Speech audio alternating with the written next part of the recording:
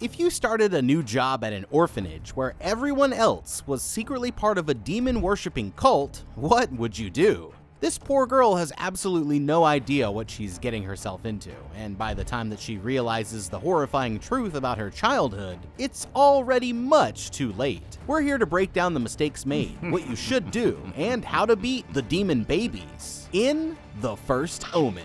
This man is about to make a horrifying discovery. On a cloudy morning in an old churchyard, a priest named Father Brennan arrives in search of some answers to a terrifying mystery. He's there looking for another priest, Father Harris, but this isn't what you'd call a friendly visit. In the confession booth, the man reluctantly hands Father Brennan a photograph of a baby girl with only the name Sienna written on the back. He's surprised to see that the girl looks perfectly human, but Father Harris admits that the girl's birth was far from normal. According to him, Sienna's mother was a dedicated volunteer from the church, but he refuses to go into any details about the actual process of the pregnancy. He guesses that the girl should be a teenager by now, and that the ones responsible for her birth are waiting for her to be old enough for some sinister purpose. But when Brennan asks him what, he won't say. Mid-conversation, Harris abruptly gets up and walks out of the church. Brennan chases after him, reminding the man that running from the truth won't save his soul, but Harris responds that he doesn't expect to find forgiveness. He just wants to die so that the nightmare can finally end. All of a sudden, a heavy steel pipe breaks loose from the construction scaffolding overhead, crashing through a stained glass window before violently impacting the ground just behind Harris. At first, the man appears to be unharmed, but when he turns around, Brennan sees that the pipe has actually sliced an enormous wound into the back of his skull, and Harris only smiles, knowing that his time has finally come.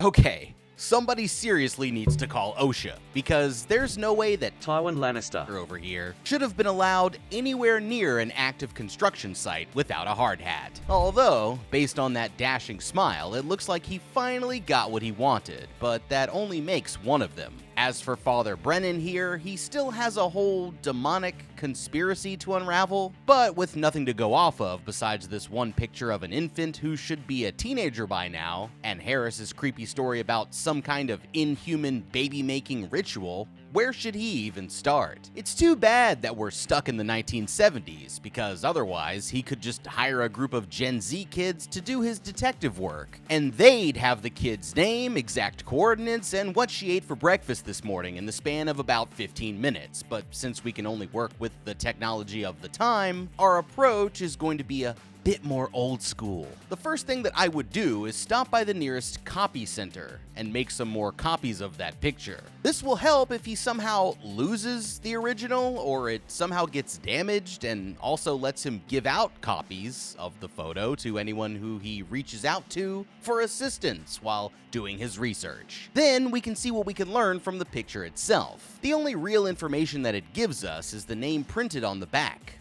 Sienna. From doing some research, he'd quickly learn that it's a last name of Italian origin. There's no way to tell if the child is still in the country anymore, or if she's even actually from there in the first place, but he could still cross-reference the name with news articles, police reports, or birth records from the area and see what turns up. It's hard to make out, but there are also 3 other people in the photo, a priest and 2 nuns. Since they're already grown up in the picture, it might be easier for Father Brennan here to find out who they are and then use what he learns about them to help him find the right kid. Right now, his only connection to the adults in the photo is Father Harris, so I'd start out by finding what other churches or other organizations he's worked at over the years, and then reaching out to or asking around about the other priests and nuns who've worked there. During the 70s, the church was heavily involved in many aspects of childcare, so I'd steer the search in the direction of church-supported hospitals, schools, foster care agencies, or orphanages, and see where that leads. Instead of doing the work on his own, Brennan could also seek help from a private investigator who is skilled in forensic analysis. They can look at the photo and use factors like background details, the subject's clothing styles, and even the quality of the photo itself to come up with some potential leads. If all else fails, then he could always get real weird with it and seek help from a psychic or a spiritual medium. I'm sure those are just in the phone book left and right. As a man of faith, Father Brennan might be hesitant to put his trust into these kinds of institutions, but when we're talking about a demon baby, it's perfectly alright to look for some alternative methods of finding the truth. It's a long shot, but these people might be able to give him insights into the girl's whereabouts or what she's been up to since the photo was taken. And with so little else to go on, any lead is helpful. Even if it's something abstract, it could still help point him in the right direction. Most importantly of all though, he needs to remember to be careful. After all, what are the chances that Father Harris here just so happened to meet his death by a sudden twist of fate, only moments after confessing the truth and saying that he was ready to cross over to the other side? There could be some dark spiritual warfare at work here, but as a priest, Brennan should be well equipped to protect himself.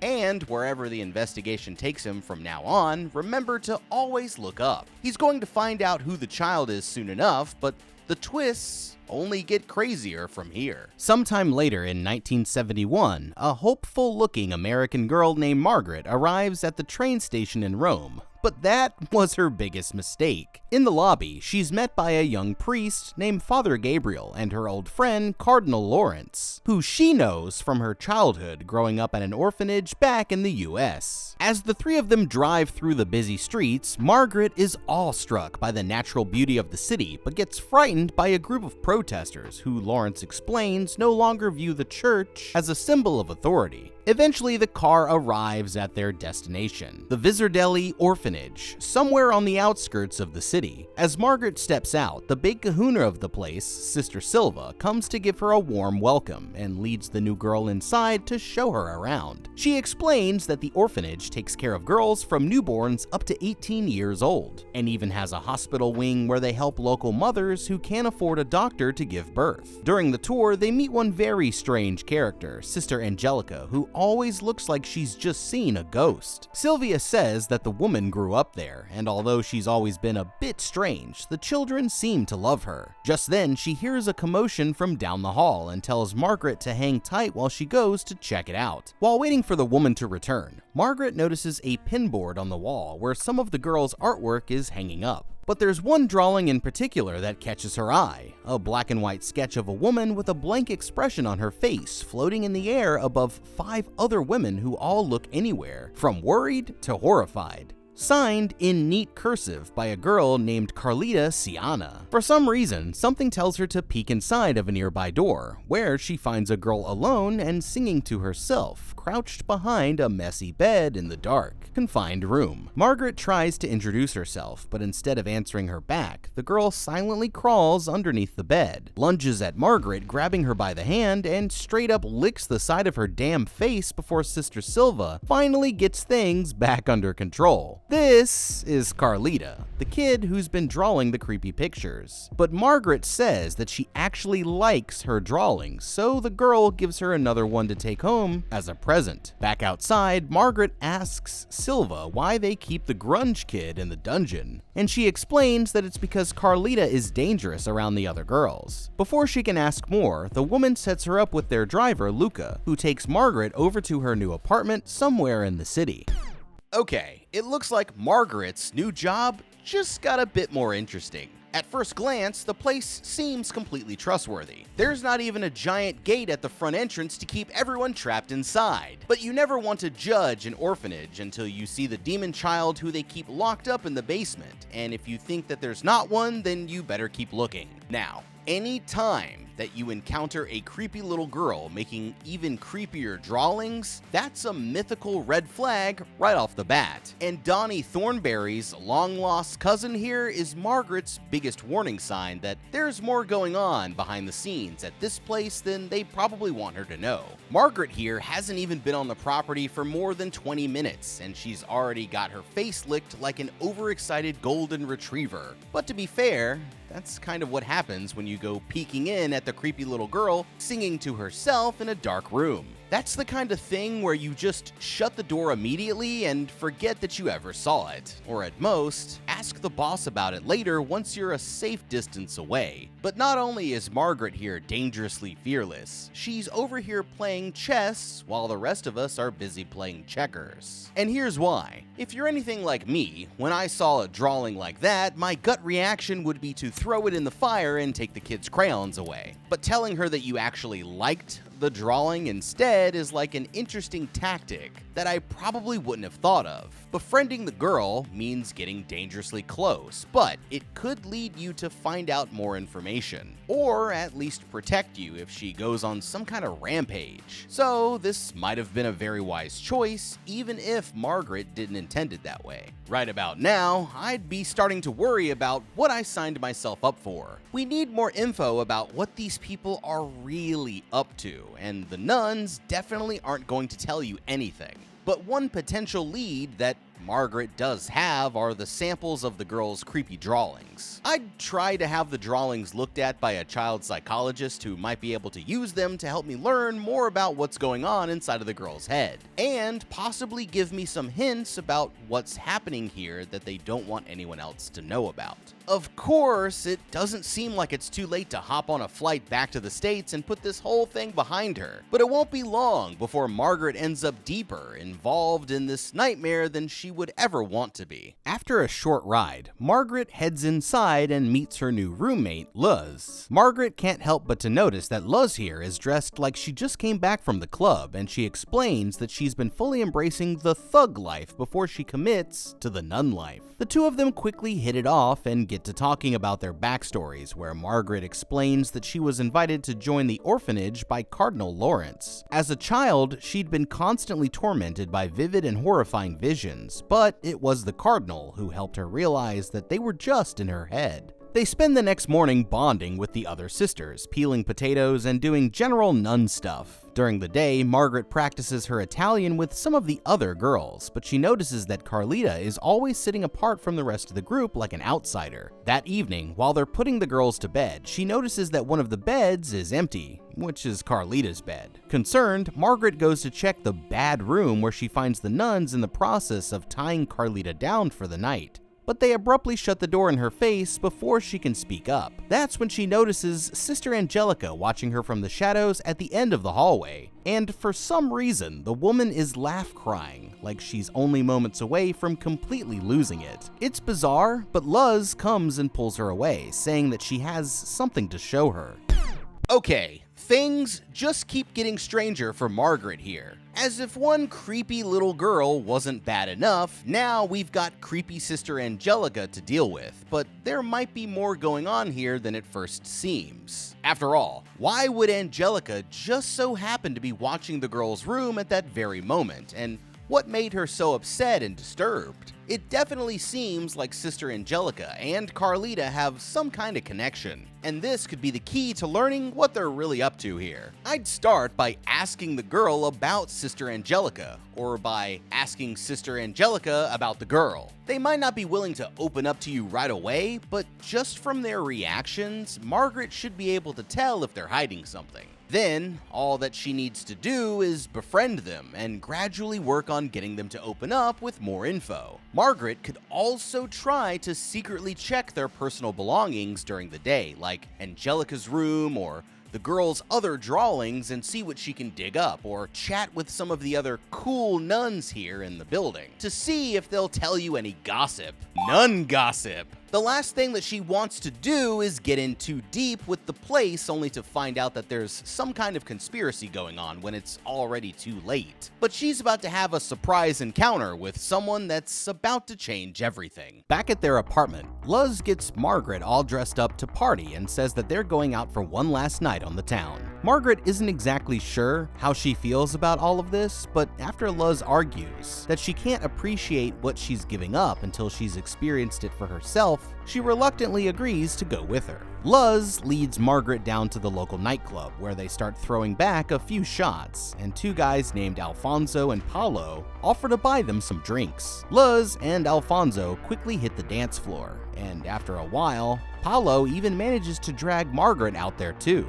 To her surprise, she's actually having a good time, but that's when the drinks start hitting. And the next thing that Margaret knows, she's waking up still in her party clothes back in the girl's apartment the next morning. Luz here is already awake and reassures Margaret that she got her home before things went too far. But she can't manage to shake the feeling that she's somehow made a terrible mistake, and boy oh boy, is she going to find out that she's right about that one. After stopping by the church, Margaret goes down to the nearby plaza to do some soul searching when, from absolutely out of nowhere, Father Brennan suddenly materializes and introduces himself. She's immediately a bit put off by his intense approach, but the man swears that there's no need to be afraid, as he then proceeds to list off her full name, home address, and employment history, like he works for the church version of the FBI. He says that he's there about Carlita and warns Margaret that all kinds of bad things are going to start happening around the girl, telling her to meet him at his apartment later that night if she wants to learn more before abruptly disappearing back into the crowd. Okay, just when she thought that her hangover couldn't get any worse, here comes this old creep with his Freddy Krueger hat and conspiracy theories about demon babies to spice things up even more. It makes sense that her gut reaction was to get the hell out of there, but when you've just had a bizarre few days after starting a new job in a strange city, and some random guy finds you in a park and hits you with the "meet me at the docks at midnight" speech, you sit your ass down and listen. Obviously, we're going to meet with this guy later tonight, and what Margaret needs to do now is spend the day trying to gather as much info as she can so that she'll be as prepared as possible for whatever it is that she's about to get herself into. And she should also, pack the blicky. These weird older guys out here. Father Brennan here has mentioned that the tragic events seem to happen around the girl, and he was speaking in a way that makes it seem like it's happened before. Margaret's already heard from the sisters themselves that she has a history of attacking other children, so I'd try finding out, either by asking around or by searching for any records, about any of these incidents that have happened in the past. It's possible that there could be some connection between all of them, besides the creepy little girl, of course, that could help you understand more about what's going on here. I'd also try speaking to the girl herself and finding out what she has to say about all of this. As an outsider, it might actually be easier for Margaret to earn her trust since the girl is treated as an outcast herself. It couldn't hurt to try collecting some of her pictures and bring them to Father Brennan later so that he can have a look. He's clearly the expert here, so the odds are significant that no matter what we dig up, he'll still know a lot more than we do. But any bit of evidence could lead to the breakthrough that blows this whole case wide the f*** open. She definitely needs to be careful though, because Brennan here wouldn't have needed to approach Margaret in a public space like that if the nuns weren't in some way dangerous. F***ing nuns, man. I'd suggest playing dumb for now to avoid having them get suspicious. Otherwise, she might be going to the bad room next. One thing's for sure, Father Brennan was right about tragedies happening around the girl, as Margaret here is about to experience firsthand. That afternoon, Margaret pulls Carlita aside so that the two of them can talk privately about what's been going on with her. Hoping to earn the girl's trust, Margaret admits that she used to be the bad kid too, and was treated differently from all the other girls because she couldn't fit in. Later, the girls and nuns are all busy partying it up in the courtyard and enjoying the beautiful day.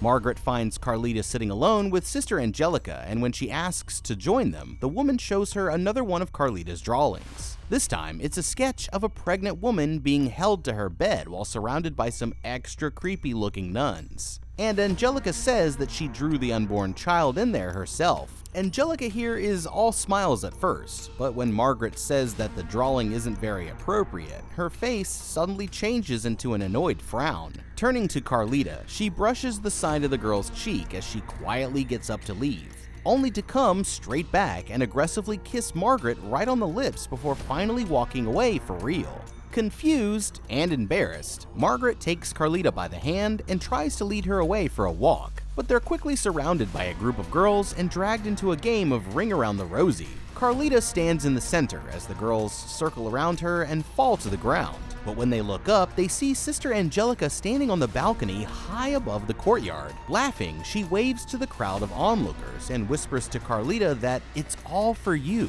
before suddenly dying in about 3 different ways that I can't really explain here on YouTube. Completely horrified, the others all scatter out of the courtyard as Carlita begins to realize that there could be more going on behind the scenes than she knew when she signed up.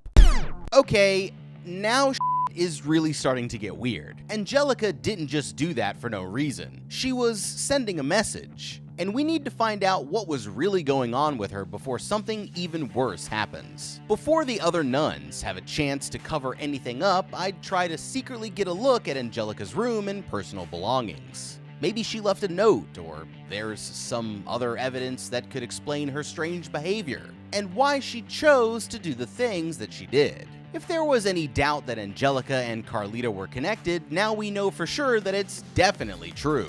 Margaret found them bonding over that creepy drawing, whispering to each other when she walked up, and her last act was to speak some kind of strange message to the girl. It's all for you.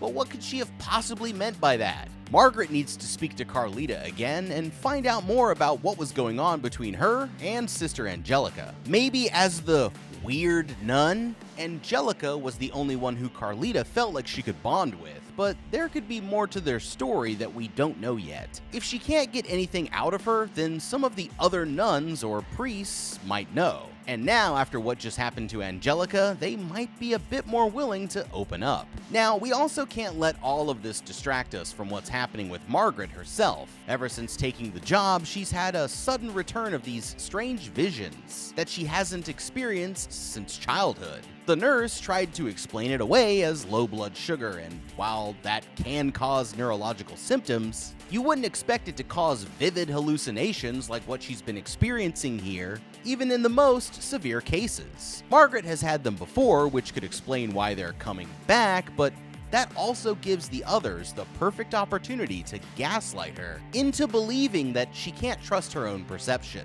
At some point, I'd try to secretly see a doctor from outside of the church to get her opinion on it. In the meantime, Margaret here needs to keep an eye out for any more of these strange visions and never hesitate to trust her gut, even when things seem too crazy to be true. That night, Margaret secretly travels to Father Brennan's place to hear him out on his side of the story. After inviting her in, he shows her the photograph of the baby girl and says that he thinks the child in the picture must be Carlita. Confused, Margaret argues that she knows the woman in the picture and that they'd never do anything that would put the girl in danger, but Brennan here isn't so sure. He explains that a secret group has formed within the church. A group that will go to any lengths to maintain their position of power. With the young people of the world believing less and less, they hatched an evil scheme to give birth to a literal child of the devil and bring about an age of darkness that will make people fear their power once again. As crazy as it sounds, that's exactly what they're counting on to keep their plan a secret, because if no one believes that such a thing is possible, then no one will try to stop them. He suspects that Carlita is meant to be the creature's mother,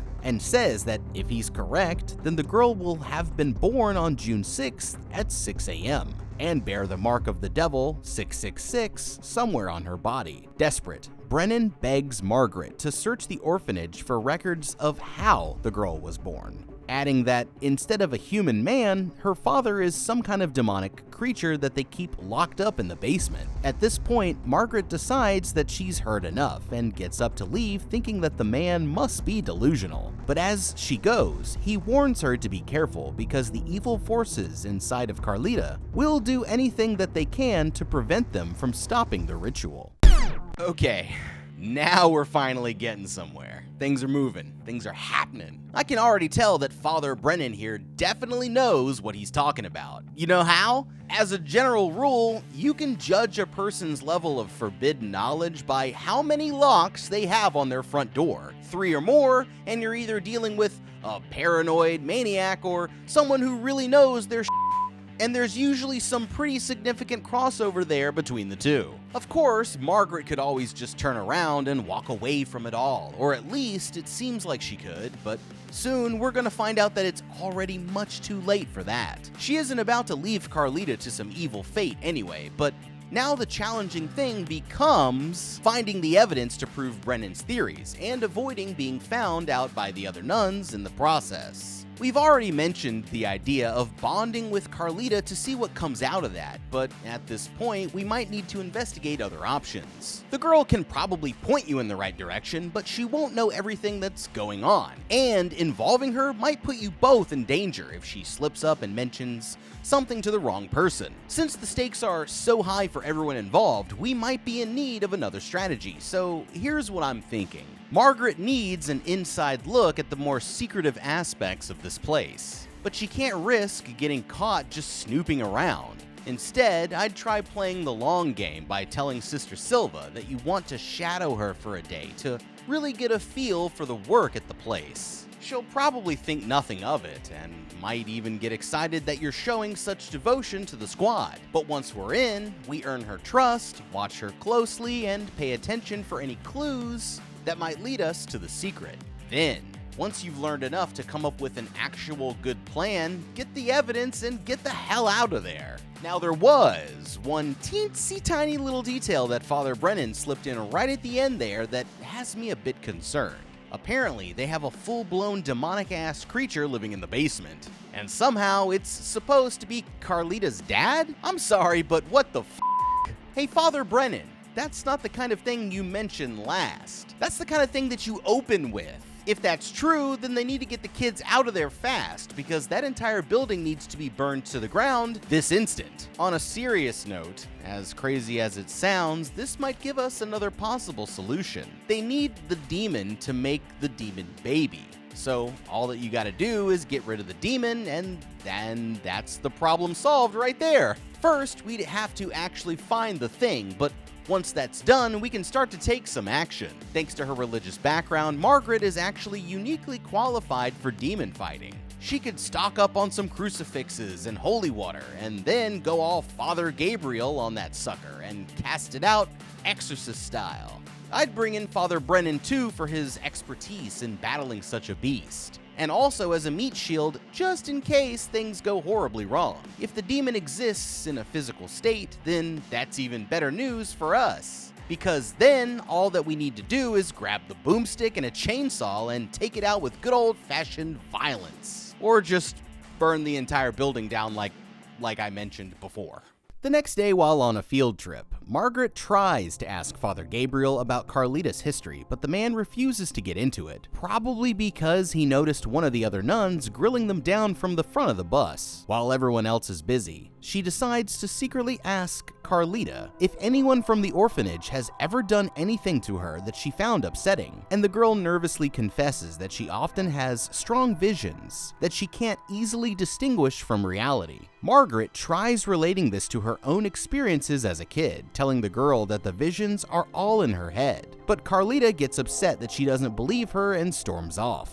Eventually, she's able to find Carlita sitting in an empty room next to a horrifying vision of zombified Sister Angelica. But before she can even process what she's seeing, one of the other nuns shows up saying that there's been a riot and they need to leave right away. While rushing back to the bus, Margaret here is suddenly dragged away into the rioting crowd before she's able to get to safety. Terrified and overwhelmed, she experiences a sudden hallucination of a demonic creature, grabbing onto her and licking the side of her face with its disgusting, slimy tongue. The woman screams out in horror, but in reality she's perfectly fine, and after witnessing her panic attack, Sister Silva decides that the two of them need to talk. That night, while putting the girls to bed, a nun comes and says that Sister Silva wants to speak to Margaret in her office. She explains that her job is to look after the well-being of everyone at the orphanage, including Margaret herself, and says that she and Cardinal Lawrence are starting to worry about her. They've decided that they're going to push back her taking the veil, but they also want her to cut off her relationship with Carlita, fearing that the girl's condition is what's been causing Margaret's own hallucinations to suddenly start up again. Margaret argues back that it's the nun's own mistreatment of the girl that has caused things to get so bad. But after hearing this direct challenge to her authority, Sister Silva doubles down on her position, saying that Margaret is not to speak to Carlita ever again, or else. On the way back to her apartment, Margaret spots Paolo for the first time since that night at the club and orders her driver to pull over, saying that she'll walk the rest of the way home. She immediately starts shouting to the man, but for some reason he tries to pretend like he doesn't know her. Chasing after him, he begins to profusely apologize for what happened, begging Margaret to stop following him. But when she tries to ask what he's sorry for, his only response is to just look for the mark. Suddenly, Paolo is hit head-on by a speeding truck, carrying him away several feet into the side of a building. Margaret instantly rushes over to help him, but it's no use, and the man quickly dies from his injuries before she can speak to him anymore. And this right here is why you always look both ways before crossing the road. Paolo might be a dead end, but this gives me some ideas for ways where she can find out more about what's really going on. For starters, if Paolo knew something, then his friend might too. The guy's name was Alfonso, and if he's a regular at that bar, then Margaret might have a chance of finding him there, or the bartenders might at least be able to point her in the right direction. I'd track him down and see if he could tell me anything. Ask some questions, get some answers. Pre-cell phone era. Besides those two, there was one other person at the club with Margaret that night. Her roommate, Luz. It would suck to get betrayed by her own roommate, but it's also exactly the sort of thing that this kind of cultish organization would do. I'd try to find out more from her, either by appealing to her good side through friendship or by tricking her in some way to spill the beans. All of these terrible things happening makes it seem like time is quickly running out, but soon she's going to find out that the truth is worse than anything she could have ever imagined. The following day, Margaret and the girls all gather around to watch her roommate Luz prepare to officially join the sisterhood.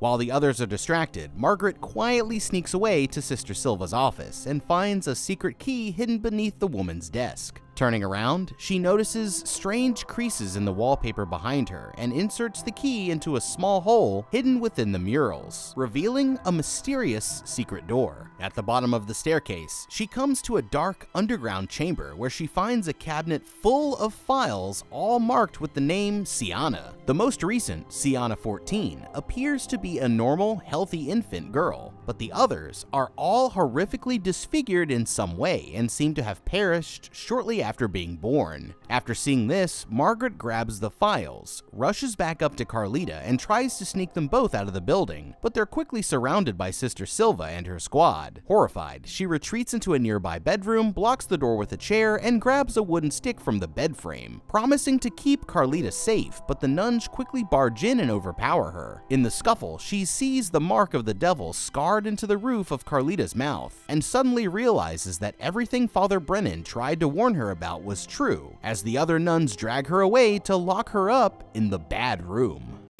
Okay, this is right up there with Sydney Sweeney in Immaculate, How to Beat video, we already did that one, check it out, when it comes to bad escape attempts. It was a solid enough idea, the only problem was in the terrible execution. The worst part is that, unlike Cecilia, these nuns barely even knew that Margaret was onto them, and yet, somehow, she didn't even manage to make it off of the property without getting caught. I hate to say it, Margaret, but it looks like you f***ed up.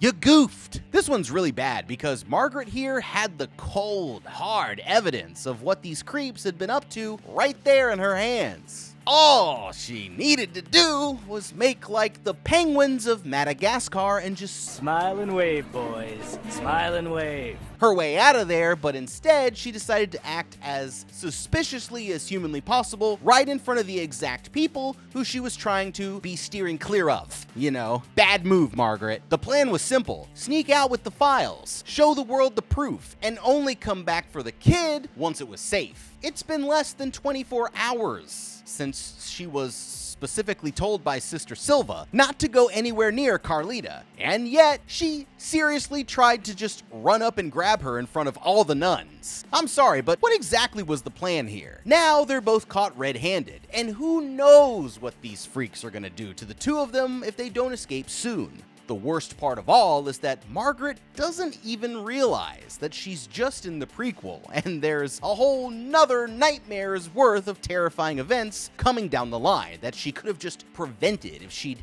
just handled things a little bit more wisely. When you blow your best and only chance at saving the world from a demon baby, I'm sorry, Margaret, but you f***ed up. While trapped in the dark, suffocating room, Margaret begins to experience more terrifying hallucinations of demonic figures and some sort of dark ritual. She quickly starts to panic, repeating to herself over and over again that what she's seeing isn't real, when suddenly good old zombie Angelica lunges out of the darkness and attacks her. Just then, Father Gabriel rushes into the room, saying that he has the files, and came to get her out of there, and the two of them make a fast escape back to Brennan's place. According to Gabriel, Brennan here had tried approaching him the same way that he did with Margaret. He thought that he was crazy too at first, but after everything that's just happened, he also realized that Brennan was right all along. Margaret tries to go back for Carlita, but the others warn her that it would be too dangerous, insisting that their only chance of stopping them is to prove to the rest of the world what Cardinal Lawrence and his followers are trying to do. Looking over the files, Brennan explains that the reason why there have been so many attempts is because they need a male son to complete the ritual. But through the course of their experiments, they've come to believe that the only way to achieve this is by using Carlita to repeat the process again.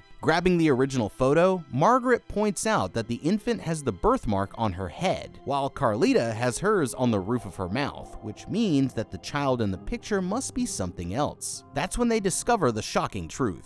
The photo actually belongs to the file for Sienna 5, the only other child labeled healthy, who was born at 6 a.m. on June 6, 1950, making her exactly Margaret's age. This explains how Paulo knew about the mark. Margaret is Sienna 5, and Cardinal Lawrence wasn't waiting to use Carlita for the ritual. That night that Luz took Margaret out and got her drunk, they performed the ritual on her. Reaching up to her scalp confirms their worst fears. She has the mark, hidden there for the last 31 years, confirming without a doubt that Margaret herself is a child of the demon. Panicking, Margaret immediately tries to make a break for it, but Brennan holds her back, explaining that the damage is already done. Tonight is June 6th, meaning that even though she's shown no signs of pregnancy, her child should be due in just a few short hours, and the cult is inevitably going to come for her very soon. Their only hope is to rush her to a trusted doctor on the other side of the city before the baby is born. But the cult is going to make sure that she doesn't get away by any means necessary. It isn't long into the trip before they notice another car speeding up aggressively right behind them. Father Brennan tells the driver to take evasive action, and for a minute it looks like they actually might have lost them. But then, all of a sudden, the same car violently slams into them at the next intersection,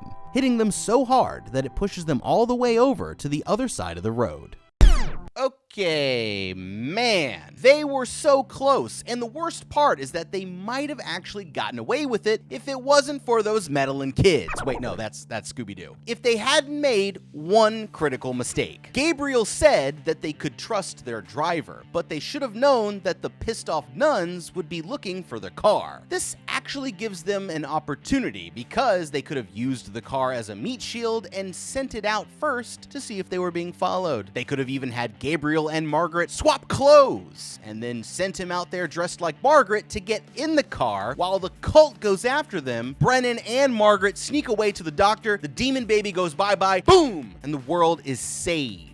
Could have pulled it off if they'd just been a bit more clever. But now, Margaret's not going anywhere, and what happens next is absolutely insane. Margaret staggers out of the car alone, stunned but mostly unharmed, and begins violently thrashing around on the sidewalk like she's been possessed. Falling to her knees, she looks down at her stomach, completely horrified as she suddenly goes from nothing to super pregnant. And that's when the other cult members show up to drag her away. When Margaret finally wakes up, she realizes that she's been taken back to the ritual chamber and locked to a bed. A nurse comes and injects her with some kind of sedatives, leaving Margaret powerless to fight back as they roll her away through the tunnels to an operating room. Seeing the bright light, the girl imagines going towards it, but the nuns quickly pull her back down and get to work. It's a tough watch, and when it's all over, they realize that there are actually two children, a baby girl and a baby boy. The cult here is absolutely thrilled, and while they're all busy admiring the little boy, someone comes along and stitches Margaret back up. Calling out to Cardinal Lawrence, she asks to hold the baby for herself, but when he leans down over her, Margaret suddenly lunges up and stabs him in the neck with one of the surgeon's tools. After taking him out, Margaret takes the baby and backs up to the other side of the room, but Sister Silva steps in and wrestles the kid away from her before she can decide what to do. As soon as the child is safely out of the way, her own friend Luz comes along and stabs her in the gut, and the cult sets the chamber on fire, leaving Margaret and the other twin behind. Luckily, Carlita gets Margaret back on her feet before it's too late, and as the three of them are escaping, she sees the demonic jackal-looking thing that's unfortunately technically now her baby daddy burning in the flames. As part of the cult's evil plan, the baby boy is given to U.S. Ambassador Robert Thorne, with hopes that his family's powerful status will help to secretly spread their influence. As for Margaret, Carlita, and the baby girl, the three of them escape to a small house somewhere far out in the mountains. They manage to live there peacefully for 3 years, until one night, Father Brennan shows up at their front door to warn them that the cult somehow knows that they're still alive. Margaret makes it clear that they aren't looking for visitors, but as he leaves, he tells her that the family named the baby boy Damien, and his reign of terror is about to begin. Well, those were some decisions. I gotta say, as far as movies go, the first Omen, kinda good. I f with it. And I really do like the Omen. The first Omen, classic crazy death scenes. Go watch the OG Omen. And part 2, good score. Part 3, you can skip part 3. First Omen, triple salute. I f with it. Thanks for watching. Leave a like and subscribe, and check out that How to Beat playlist for more videos just like this one. I'm the guy. We'll see you in the next video, and have a damn good day.